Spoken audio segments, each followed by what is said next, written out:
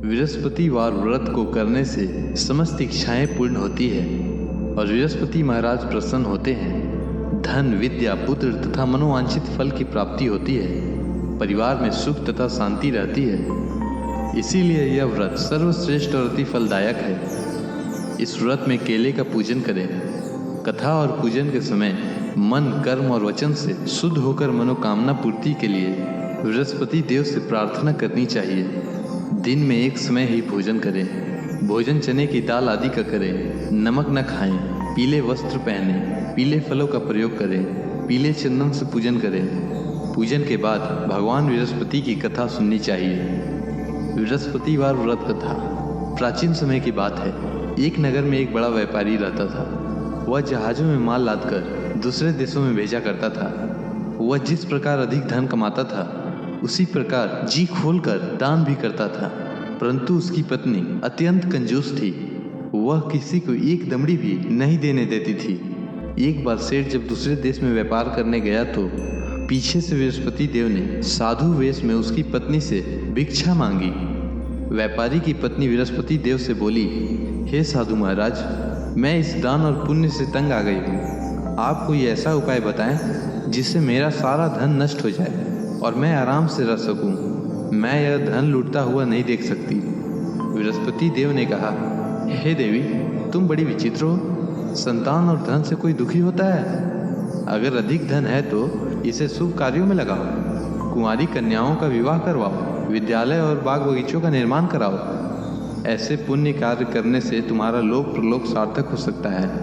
परंतु साधु की इन बातों से व्यापारी की पत्नी को खुशी नहीं हुई। उसने कहा, मुझे ऐसे धन की आवश्यकता नहीं है जिसे मैं दान दूं। तब बृहस्पति देव बोले, यदि तुम्हारी ऐसी इच्छा है तो तुम एक उपाय करना। 7 बृहस्पतिवार घर को गोबर से लिपना, अपने केसों को पीली मिट्टी से धोना, केसों को धोते समय स्नान करना, व्यापारी से हजामत बनाने को कहना, भोजन में मांस मदिरा खाना, कपड़े अपने घर धोना। ऐसा करने से तुम्हारा सारा धन नष्ट हो जाएगा। इतना कहकर बृहस्पति देव अंतर ध्यान हो गए। व्यापारी की पत्नी ने बृहस्पति देव के कहे अनुसार 7 बृहस्पतिवार वैसा ही करने का निश्चय किया। केवल 3 बृहस्पतिवार बीते थे कि उसकी समस्त धन संपत्ति नष्ट हो गई और वह परलोक सिधार गई। जब व्यापारी वापस आया तो उसने देखा कि उसका सब कुछ नष्ट हो चुका है। उस व्यापारी ने अपनी पुत्री को संतावना दी और दूसरे नगर में जाकर बस गया। वहाँ वह जंगल से लकड़ी काटकर लाता और शहर में बेचता। इस तरह वह अपना जीवन व्यतीत करने लगा। एक दिन उसकी पुत्री ने दही खाने की इच्छा प्रकट की, लेकिन व्यापारी के पास दही खरीदने के पैसे नहीं थे। वह अपनी पुत्री को आश्वासन देकर जंगल में लकड़ी काटने चला गया। वहाँ एक वृक्ष के नीचे बैठ अपनी पूर्व दशा पर विचार कर रोने लगा। उस दिन बृहस्पतिवार था। तभी वहाँ बृहस्पति देव साधु के रूप में सेठ के पास आए और बोले, हे मनुष्य, तुम इस जंगल में किस चिंता में बैठे हो? तब व्यापारी बोला, हे महाराज, आप सब कुछ जानते हैं। इतना कहकर व्यापारी अपनी कहानी सुनाकर रो पड़ा। बृहस्पति देव बोले, देखो बेटा, तुम्हारी पत्नी ने बृहस्पति देव का अपमान किया था, इसी कारण तुम्हारा यह हाल हुआ है। लेकिन अब तुम किसी प्रकार की चिंता मत करो। तुम गुरुवार के दिन बृहस्पति देव का पाठ करो। 2 पैसे के चने और गुड़ को लेकर जल के लोटे में शक्कर डालकर वह अमृत और प्रसाद अपने परिवार के सदस्यों और कथा सुनने वालों में बांट दो। स्वयं भी प्रसाद और चना अमृत लो। भगवान तुम्हारा अवश्य कल्याण करेंगे। साधु की बात सुनकर व्यापारी बोला, महाराज, मुझे तो इतना भी नहीं बचता कि मैं अपनी पुत्री को दही लाकर दे सकूं। इस पर साधु जी बोले, तुम लकड़ियां शहर में बेचने जाना। तुम्हें लकड़ियों के दाम पहले से चौगुना मिलेंगे, जिससे तुम्हारे सारे कार्य सिद्ध हो जाएंगे। उसने लकड़ियां काटी और शहर में बेचने के लिए चल पड़ा। उसकी लकड़ियां अच्छे दाम में बिक गई, जिससे उसने अपनी पुत्री के लिए दही लिया और गुरुवार की कथा हेतु चना गुड़ लेकर कथा की और प्रसाद बांटकर स्वयं भी खाया। उसी दिन से उसकी सभी कठिनाइयां दूर होने लगी। परंतु अगले बृहस्पतिवार को वह कथा करना भूल गया। अगले दिन वहाँ के राजा ने एक बड़े यज्ञ का आयोजन कर पूरे नगर के लोगों के लिए भोज का आयोजन किया। राजा की आज्ञानुसार पूरा नगर राजा के महल में भोज करने गया, लेकिन व्यापारी व उसकी पुत्री तनिक विलंब से पहुँचे। अतः उन दोनों को राजा ने अपने महल में ले जाकर भोजन करवाया। जब वे दोनों लौट कर आए तब रानी ने देखा कि उसका खूंटी पर टंगा हार गायब है। रानी को व्यापारी और उसकी पुत्री पर संदेह हुआ कि उसका हार उन दोनों ने ही चुराया है। राजा की आज्ञा से उन दोनों को कारागार में डाल दिया गया। कैद में पड़कर दोनों अत्यंत दुखी हुए। वहां उन्होंने बृहस्पति देवता का स्मरण किया।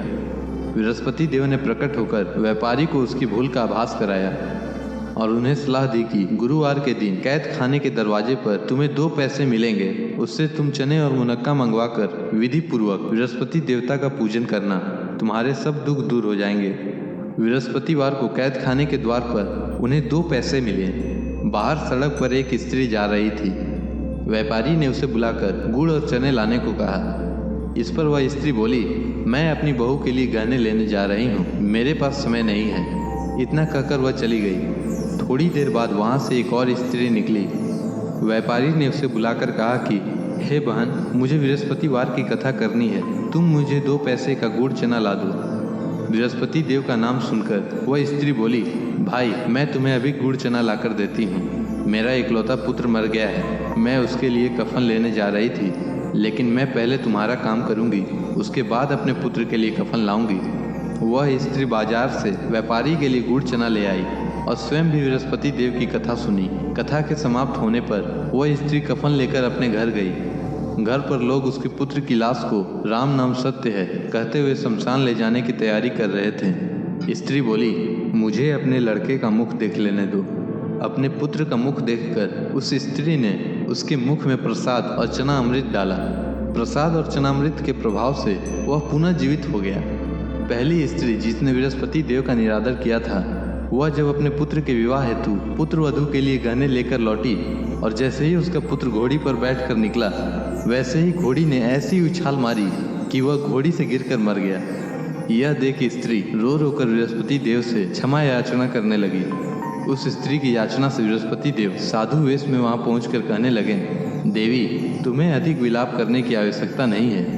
यह बृहस्पति देव का अनादर करने का कारण हुआ है। तुम वापस जाकर मेरे भक्त से क्षमा मांगकर कथा सुनो, तभी तुम्हारी मनोकामना पूर्ण होगी। जेल में जाकर उस स्त्री ने व्यापारी से माफी मांगी और कथा सुनी। कथा के उपरांत वह प्रसाद और चनामृत लेकर अपने घर वापस आई। घर आकर उसने चना अमृत अपने मृत पुत्र के मुख में डाला। चनामृत के प्रभाव से उसका पुत्र भी जीवित हो उठा। उसी रात बृहस्पति देव राजा के सपने में आए और बोले, हे राजन, तूने जिस व्यापारी और उसके पुत्री को जेल में कैद कर रखा है वह बिल्कुल निर्दोष हैं। तुम्हारी रानी का हार वहीं खूंटी पर टंगा है। दिन निकला तो राजा रानी ने हार खूंटी पर लटका हुआ देखा। राजा ने उस व्यापारी और उसकी पुत्री को रिहा कर दिया और उन्हें आधा राज्य देकर उसकी पुत्री का विवाह ऊंच कुल में करवाकर दहेज में हीरे जवाहरात दिए। बृहस्पति देव सभी कामनाएं पूर्ण करते हैं। जो सद्भावना पूर्वक बृहस्पतिवार का व्रत करता है एवं कथा पढ़ता है अथवा सुनता है और दूसरों को सुनाता है, बृहस्पति देव उसकी सभी मनोकामना पूर्ण करते हैं, उनकी सदैव रक्षा करते हैं। अनजाने में भी बृहस्पति देव की उपेक्षा न करें। ऐसा करने से सुख शांति नष्ट हो जाती है। इसीलिए सबको कथा सुनने के बाद प्रसाद लेकर जाना चाहिए। हृदय से उनका मनन करते हुए जयकारा बोलना चाहिए। बृहस्पति भगवान की जय।